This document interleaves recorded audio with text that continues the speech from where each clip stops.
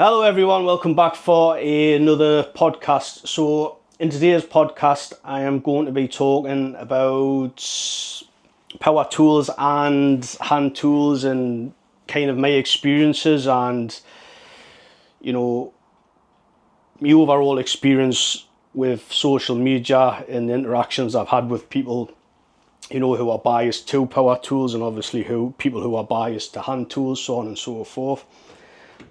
So over the past maybe 10 years or so, obviously social media has become quite, how to say it, everybody uses social media, and it has its good points and it has its bad points. So for me, one of the good points is that I've been able to interact with people from all over the world. People from I've chatted with people. I've had people messages from Brazil. I've talked to people from Spain, from Portugal, America, Australia. And it's been absolutely awesome. And me being a visual learner, basically, which means for me I can look at something. And if it's something that I have a little bit of knowledge on, I can normally figure out how something's done or built, and it clicks in my mind straight away. Pictures and videos are really good for me. Rather than sitting down to read a book, I learn better from videos and pictures. So obviously the likes of Instagram is absolutely awesome for me to learn stuff like that. So across these 10 years, I have had some, how to put this, unfavourable comments, and I can only surmise that these comments are coming from people that primarily use Elan machines or power tools or both. And one of the things I've noticed over the course of maybe the last 10 years, being quite active on social media, although I haven't been doing a lot of late, is that there seems to be a kind of a bit of a divide, and there's a lot of people that will be biased for power tools, and there'll be people that are biased for hand tools. Now, going back maybe, I can't quite remember now. I think it might have been about the last 2 years where I've started using power tools more. But before then, I was actually, solely using hand tools.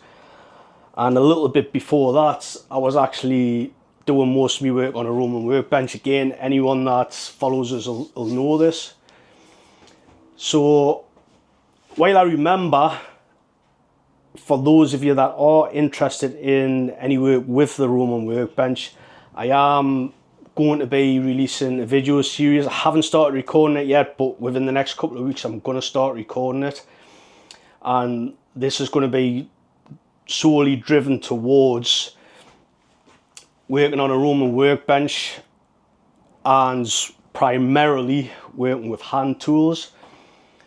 And it's going to be a course showing you how to build a Roman workbench, which is going to be consisting of a new technique, and there's not going to be any tools you're going to have to go out and buy per se. You're not going to have to go out and buy a reamer, you're not going to have to go out and buy a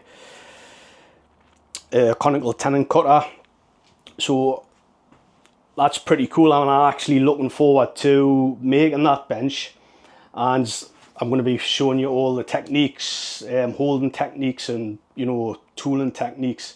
And then obviously there's going to be some build projects, and that's going to be spun out over the course of maybe a year. And it's going to be roughly one video a week. So if you're interested in that, give us a sub and a like, and watch out for notifications, posts and stuff, because I will let people know when I am going to be launching that video series. Obviously it's going to be free, it's going to be on YouTube, but keep an eye open for that if you're interested. How I started with the hand tools was that at the time I was working in a very small shed. I was actually using power tools. I was using like a table saw and whatever else. and it was so hot I wanted to be outside in the sun. And I come across a article, I can't quite remember where I seen the article, but it was about a Roman workbench. It probably was Chris Swartz, probably. And I decided to build a Roman workbench, and obviously the Roman workbench, a lot of the techniques, and obviously when it was used, it was used, you know, by the Romans, you know, 2,000 years ago or whatever the date was, and it was primarily all hand tools, and obviously hand tools do tend to work better with things like that. Not to say you can't use power tools, but I started using the hand tools with the bench, and obviously I just fell in love with it. And I have to admit, one of the things that I do or did discover is that my woodworking per se started to get better. I started to get better at the joints, you know. So let's just say I was making stub tenons. Stub tenons is a really good example, because I did make my mother a lot of brand new doors for her kitchen, so kitchen cupboard doors, and there was some discrepancies with the shoulders, and obviously I noticed this and I wasn't very happy about it. So when I started doing or using the hand tools, obviously it took us a bit longer to do, but I did notice that I was getting better results and I was getting more consistent results. And because of that, that's what kind of led us down that path, and obviously started developing my skills with hand tools and so on and so forth. And it's only been maybe the last 2 years I've started actually using a small handful of power tools. So the reason I did kind of go back to power tools was because of my back. My back, again, for those of you that have followed us for a while, you know my back's not in great shape. Although, touch wood, it has been quite good of late. But one of the things that used to absolutely cripple us was the fact that if I was doing a lot of soaring, for me personally, I get the best results when I'm using a Roman workbench and I'm over the top of it using usually a Ryoba saw, and let's just say I'm ripping, for instance, I'll get a nice straight cut, you know, horizontally and vertically. You know, it'll be quite close to 90 degrees and obviously a straight line. And if I've got a lot of rips to do, let's just say, that'll absolutely cripple my back. So if I dare say now, if I was to go out and I was to, you know, if I had a couple of hours of ripping to do and cross-cutting, whatever else, I'd probably be in a lot of pain later tonight, maybe a little bit tomorrow as well. Obviously, that's no fun. So that was one of the reasons why I bought a track saw. That was just to make my life a little bit easier, or rather the life of me back, because obviously I don't want to damage me back any more than I have damaged it through the years with my daytime job, which is a scaffolder, and it hasn't been very kind to my body, especially my back. Now, with that being said, what I will say is that even now, if there is a little bit of ripping to do or a little bit of cross-cutting to do, 9 out of 10 I will just grab my Ryoba saw, and that's solely because, again, it's just quicker. It really is just quicker. For me to get the track saw out, basically I've got to drag its sustainer out, open the sustainer, get everything out, set everything up, get my track saw all set up, so on and so forth.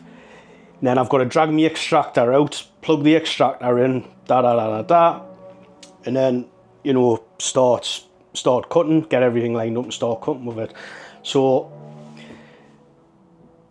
for me, if it is something small like that, it's just so much easier for me just to grab a Ryoba. So, and because I'm, without trying to be big-headed here, I do have a lot of experience with a Ryoba, so, and I am quite proficient at using one. I've had so much practice at using it, so I can get quite a good cut.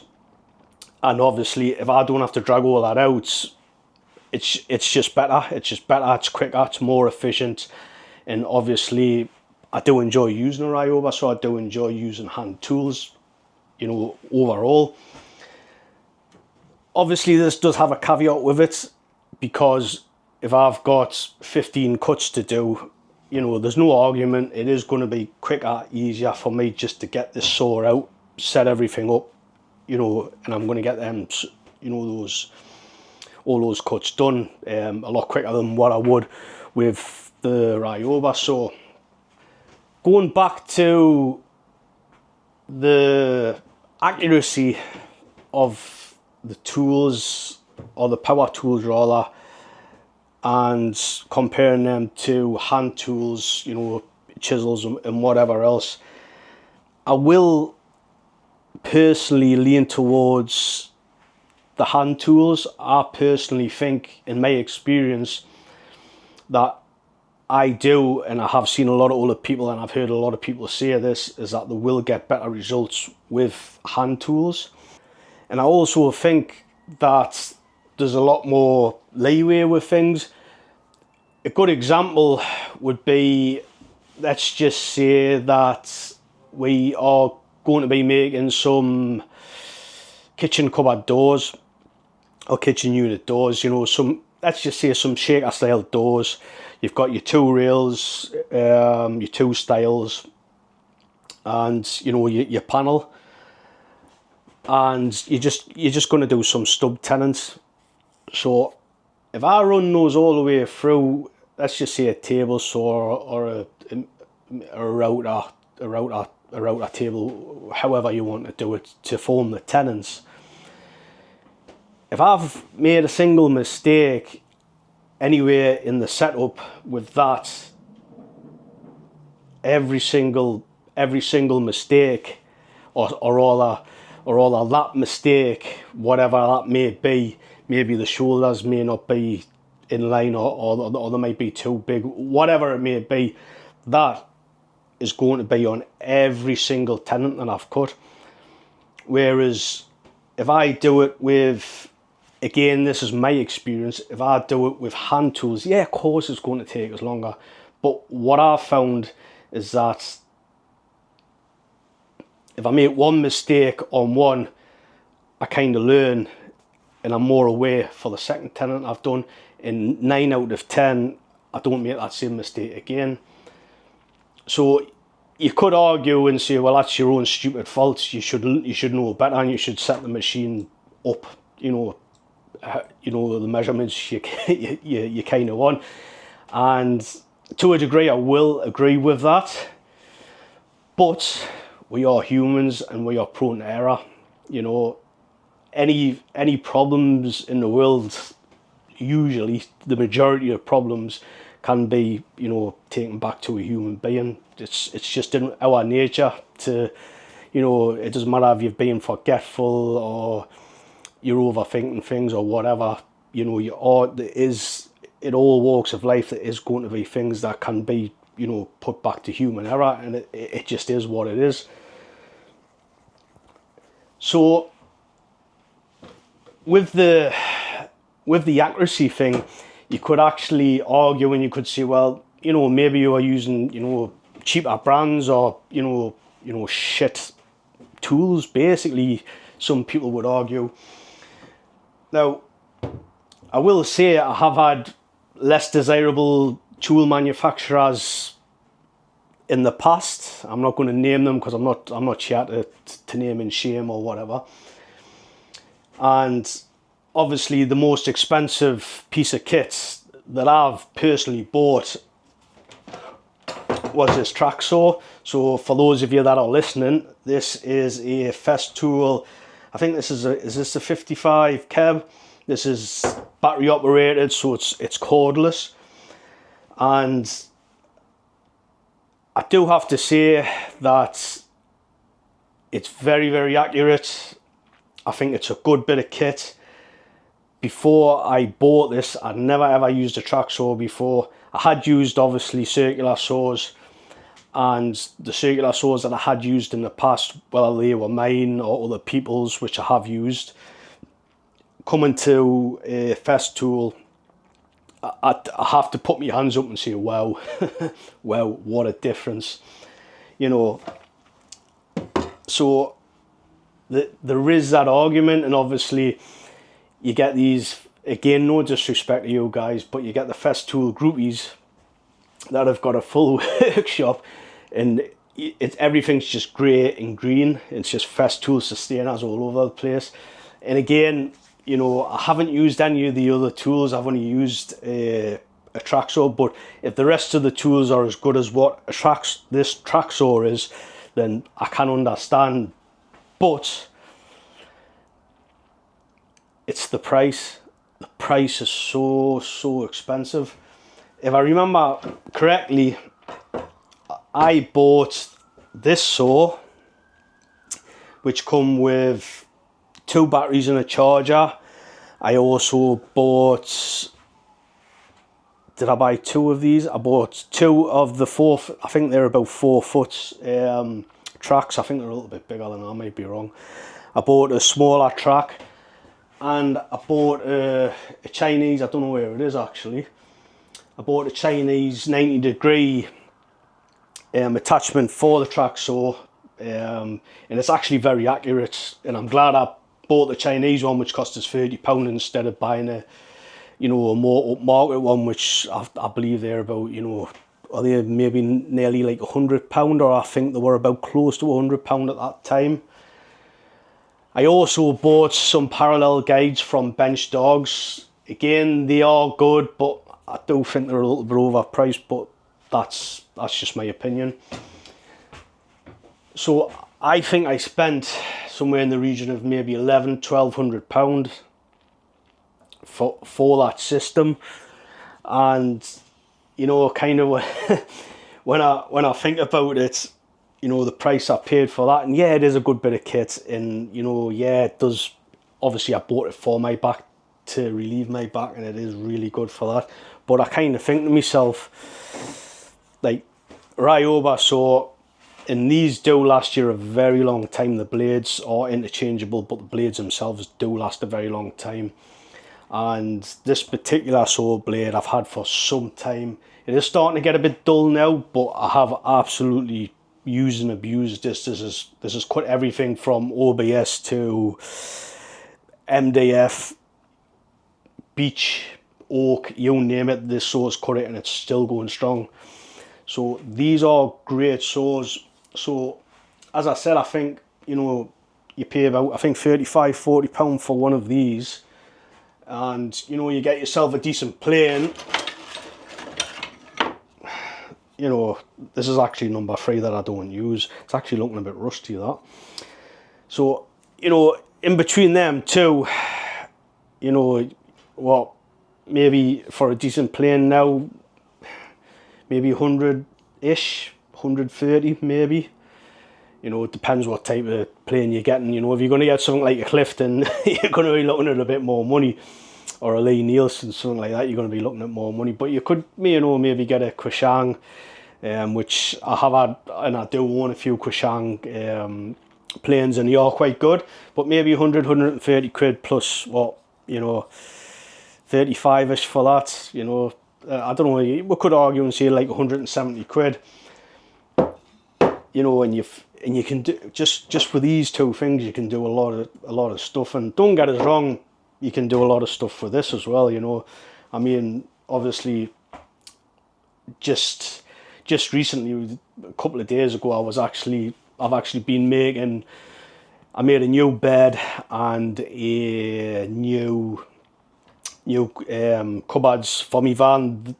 It's not fully finished yet, but I was actually making like an underbed drawer, and I used this saw to cut out the grooves, you know, to take the under panel for the drawer, which was quite cool. I've never that's the first time I've done it. So obviously it's straightforward. It's not like an advanced technique or anything like that. But you know, you can you can do, you know, things really quickly and easy with that. And I think it was the fact that it was already out. I already had everything set up. I mean, for me, one of the best tools I've got is my little plough plane, and that is ironically that's a Kushang. And you know, for making any sort of drawers, anything like that, that's usually the first thing I'll grab for. If it had been solid wood, but I was using plywood to make the furniture in my van, so you know, this was out, so I kind of used this.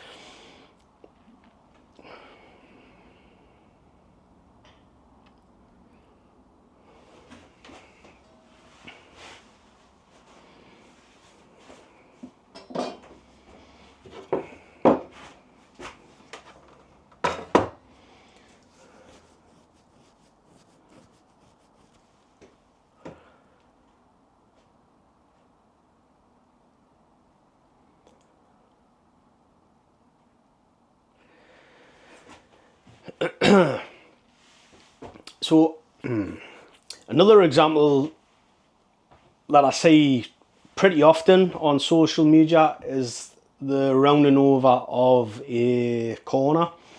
So, you know, maybe we've got a radius which is quite equal to the edge of this Fat Max tape measure, and I'll often see people on shorts, they'll pull out some corner jig, get it all clamped in place, and then they get the router on it, and they'll take a couple of passes with the router.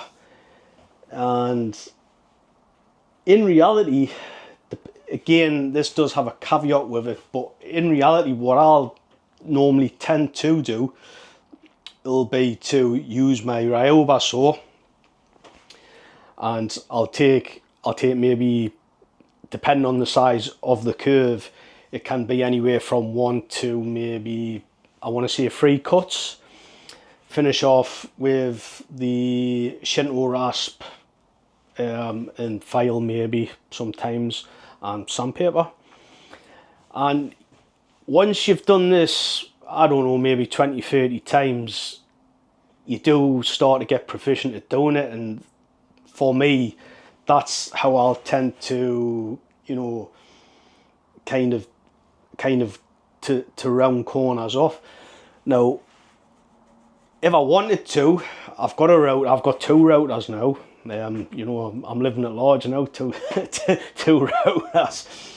And if I wanted to, I could make up one of those little jigs, and a lot of people might think I'm an idiot for not doing that anyway. But going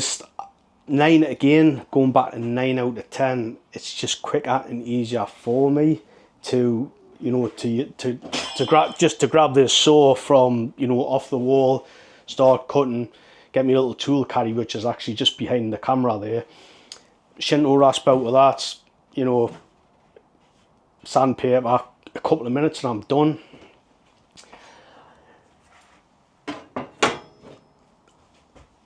One of the things that kind of deters us a little bit from using power tools, or how to put this, just to give you an example, this is another thing where it's probably quicker for me to maybe go and get the track saw out, or maybe a sander, or whatever it may be. It might be the situation the logic in my brain might say it's going to be quicker, better, more efficient for you to use a power tool to do that.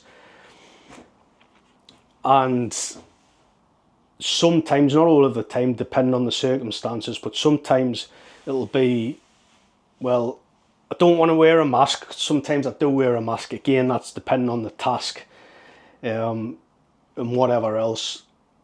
Sometimes I don't want to wear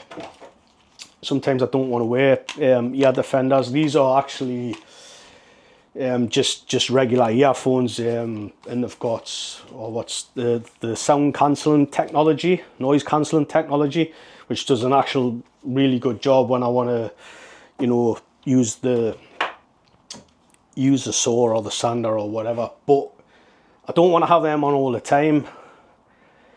Glasses, I hate wearing glasses. My eyesight's really bad, and I should really be wearing glasses for, you know, maybe reading or whatever else. So certainly in here when I'm trying to cut dovetails and stuff, like 9 out of 10, you know, I have good days, bad days, but I should probably be wearing glasses, but I hate wearing them. I have to wear them at work. Obviously I work on gas platforms, I'm a scaffolder, and I work offshore on gas platforms, so I have to wear them. The minute I leave the accommodation to go outside onto that gas platform, I've got to have glasses on, and I hate wearing them. I absolutely hate it. Earplugs, I hate wearing earplugs. So, you know, I really don't like using PPE. Now, don't get us wrong, I understand PPE does have a place in certain circumstances. I think you should be wearing it. But one of the things I will say is that, again, with, you know, you're using hand tools and such, a lot of the time you don't have to wear PPE, you don't have to wear a dust mask. 9 out of 10 you don't have to wear ear defenders unless you're doing a lot of some sort of banging or hammering. I can't really think of any examples to give you. But, you know, I don't think I've ever wore ear defenders where I've been using hand tools. Glasses as well. You could argue there is some cases where you should be wearing glasses for chisel work and stuff, but I don't. Obviously, I would be more likely to wear glasses, you know, maybe, you know, using the saw or whatever else. But chisel wise, or, you know, using the Ryoba, so I'm just not going to wear glasses. I personally don't think it's necessary. Obviously the dust as well. So when I'm using this track saw, I did actually go out some time ago and I bought myself the Festool extractor, which again I have to say it is really good, but it's noisy, and the extractor itself, you know, the power, it's really good, and I cannot say otherwise. You know, it's really good. However, there's still fine dust that escapes. You know, I think it's just one of those evils that you're just never going to get around. So when you're in a contained space, for those of you that don't know or maybe just didn't think about, when you're in a contained space like this and you're using something like this with, you know, an extraction system, you're still going to get the fine dust in the air. So the only other thing I could do, or two things I could do, would be, firstly, I could wear a mask, and again, I don't want to per se wear a mask, or get a, you know, either build or buy some sort of air purity system, you know, for the workshop that's, you know, just gonna basically filter the air for us, which isn't too bad of an idea. That's one thing I've noticed a lot with using this saw, is that there is always, you know, some remnants of a fine dust. I will say though, obviously I do use the extraction system, which does work great, and it does get a lot of, you know, dust, and usually I do have the door open. Obviously, as the autumn months and the winter months come in, what we're on now, we're on like July, sorry. So we're on July, we're coming into August, so obviously it is going to start getting colder, so that door will, you know, start to become shut a lot more. So obviously that is a problem. And again, going back to like sawing with a Ryoba, so you just don't get that problem, because when you're using a Ryoba saw, you're not as fast. you're not as fast as an electrical saw, so therefore you're not constantly flicking the fine dust up into the air, and the dust, off a Ryoba saw, the majority of it just tends to go on the floor, or on the top of the workpiece, and it's just shoved off by your hand or whatever. And those do tend to be bigger particles rather than the finer particles, what you'll find from that. So for me, that is one of the kind of caveats with using that. But at the same time, I am using this to help me out with me backing and stuff. So it is good. There's also the argument, what I don't argue about it, but from time to time I will bring it up if someone's kind of wanting to have an argument with us on social media. Or a debate, let's say, not an argument, but a debate. I will always bring this fact up, is that, and if people are being pretty cheeky with us, which some people have in the past, and I've silenced a lot of people with this, what I'll say is that what you can do with power tools, I can do with power tools. What I can do with hand tools, you cannot do with hand tools. And this is true for a lot of people. And again, I don't say this to be big-headed. I say this to point out the facts, what I personally believe in. And what I personally believe is that you should, or at least that, again, I believe that you should be able to use hand tools, and you should be able to use power tools.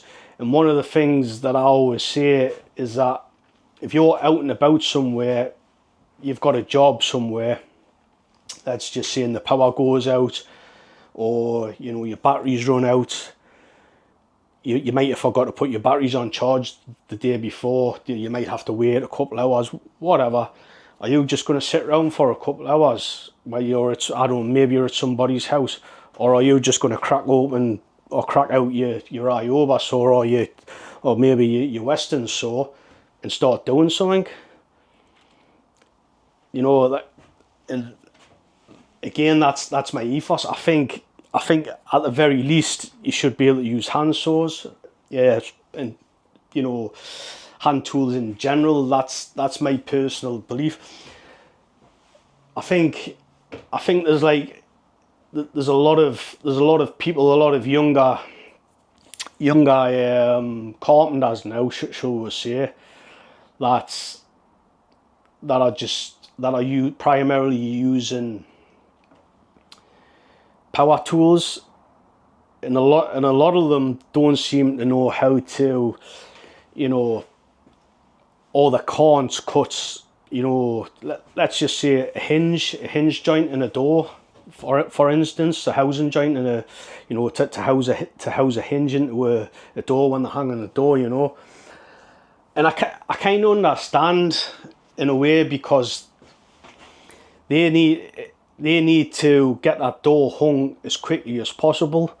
But it's the same again, it's like the kind of, when they come maybe to my age and they're maybe training their son up or training somebody else up, are they going to show their son or their new apprentice how to cut a housing joint, or how to house that hinge in with a chisel? Or are they just going to show a jig with a router? And again, that goes back to the problem of, I don't know, the power's out, or your batteries have run out, whatever the case may be.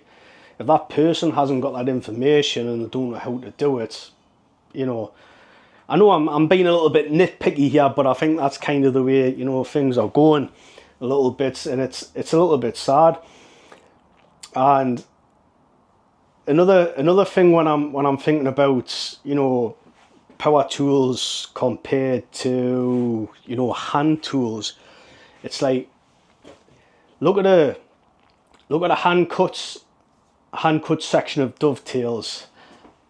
That's obviously hand cut Dovetails, and look at a section that's been done on a machine. And again, my experience looking at furniture, because I'm a bit of a geek. I must appear a little bit strange, you know, because sometimes when I walk into somebody's house, or if I walk into any sort of building, especially if it's got old furniture in it and whatever else, you know, I'll veer towards that piece of furniture. And honestly, people must think I'm mental, you know, because, you know, I come, oh hi, how are you doing, you know, and then I kind of just wander off to a piece of furniture. And I have been known to like literally be under a table, you know, and I've obviously had to explain myself. but when I have looked at the Dovetails, let's just say, in my experience, I can tell a mile off what's being hand cut and what's being like done on a machine. And the reason I can tell how it's been done on a machine, and this is, I don't know, again, if anyone's watching this and they can relate to what I'm saying, leave a comment and let us know. But when I'm looking at the Dovetails that's been done by machine, 9 out of 10 there's gaps in it, and the gaps have been filled with some sort of filler all the time. This is, you know, as I say, 9 out of 10, that's quite a high proportion. So